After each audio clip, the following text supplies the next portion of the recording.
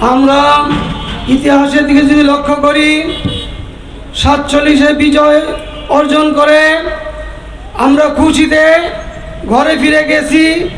বিজয় অর্জন হয়েছে, বিজয়ের স্বাদ গ্রহণ করতে পারিনি। 52 সালে ভাষা আন্দোলনে আমরা বিজয় অর্জন করেছি, আনন্দে উৎফুল্ল হয়ে ঘরে ফিরে গেছি, আমরা বিজয়ের স্বাদ গ্রহণ করতে পারি না।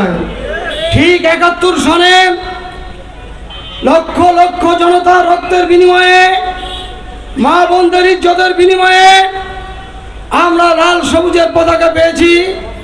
এই বিজয় অর্জন করে আমরা ঘরে ফিরে গেছি, স্বাধীনতা অর্জন করেছিলাম, স্বাধীনতার স্বাদ ভোগ করতে পারি না। আজ আমরা দ্বিতীয়বার বাংলাদেশে স্বাধীনতা অর্জন করেছি।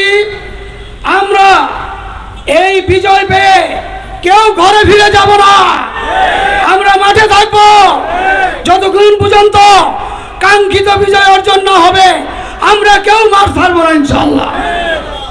আমরা বলবো, বিজয় অর্জনের পরে আমাদের একটি রাজনৈতিক দল চর দখলের মতন বিভিন্ন মার্কেট দখল করে ফেলেছে, চাঁদাবাজির মহা উৎসব শুরু করেছে। এরা মনে করছে ক্ষমতায় আইসা গেছে। স্পষ্টভাবে বলবো, ক্ষমতার রঙিন স্বপ্ন দেখবেন না। বাংলার জনগণ টেকনাফ থেকে তেঁতুলিয়া, রূপসা থেকে পাথরিয়া, বিশ্বাস চরমানের দিকে তাকিয়ে আছে। বাংলাদেশের মানুষ সব বাংলা দেখছে, কোন বাংলার মানুষকে শান্তি দিতে পারে নাই। এখন মানুষ কোরআন হাদিসের বাংলা তথা হাত পাখার বাংলা দেখার অপেক্ষা রয়েছে। আমরা মাঠে ময়দানে আসি, থাকবো। বাংলাদেশের মধ্যে দ্বিতীয় স্বাধীনতার পরে আমরা কোনো চাঁদাবাজকে দেখতে চাই না, কোনো দখলদারকে দেখতে চাই না, কোনো সন্ত্রাসীকে দেখতে চাই না। যদি দেশের মধ্যে আবার অশান্তি সৃষ্টি করেন, ইসলামী আন্দোলন হাত পাখা নিয়ে মাঠে আছে। যাদের মাথা গরম হবে, হাত পাখার বাতাসে মাথা ঠান্ডা করে ফেলবো ইনশাআল্লাহ। আমার কথা শেষ, কেন্দ্রীয় নেতৃত্বে বক্তব্য রাখবো। যদি প্রয়োজন হয় নারায়ণগঞ্জের মধ্যে আর কোনো গডফাদারের সৃষ্টি হতে দেব না। প্রয়োজন বোধে মাথায় কাবনের কাপড় বেঁধে মাঠে নামতে তৈরি করা।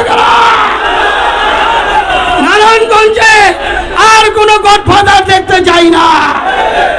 যদি কোনো গডফাদারের সৃষ্টি হয়, স্পষ্ট বললাম, পাখার সামনে কিন্তু ঠান্ডা, ঘুরাইলে কিন্তু ডান্ডা, ডান্ডার বাড়ির লগে সন্ত্রাসী দমন করে ফেলবো ইনশাআল্লাহ। আমার কথা এখানে শেষ করছি। যদি পিসাব চরমনায় ডাকে, যখন যে মুহূর্তে ডাক আসে, ডাক দিতে দেরি হবে, মাঠে বসতে যেন দেরি না হয়। নারায়ণগঞ্জের মধ্যে দুর্বার আন্দোলন করে তুলবো, কোন সন্ত্রাসীদের নারায়ণগঞ্জ স্থান দেওয়া হবে না, হবে না, হবে না।